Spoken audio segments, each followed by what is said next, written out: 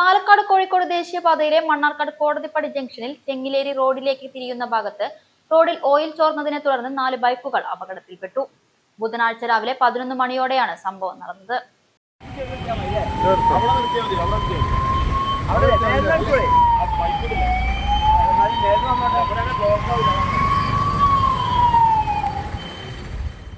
റോഡിൽ ഓയിൽ പരന്നത് ശ്രദ്ധയിൽപ്പെട്ട മണ്ണാർക്കാട് കോടതിപ്പടിയിലെ CITU തൊഴിലാളികൾ ഉടൻ തന്നെ വിവരം ഫയർഫോഴ്സിനെ അറിയിക്കുകയായിരുന്നു.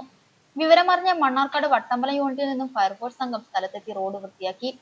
CITU തൊഴിലാളികൾ, ഓട്ടോറിക്ഷ തൊഴിലാളികൾ, പോലീസ് ഉദ്യോഗസ്ഥർ, സന്നദ്ധ പ്രവർത്തകർ എന്നിവർ ഫയർഫോഴ്സിനൊപ്പം ചേർന്ന് നടത്തിയ സമാന്തരമായ ഇടപെടലിലൂടെ വലിയൊരു അപകടമാണ് ഒഴിവായത്.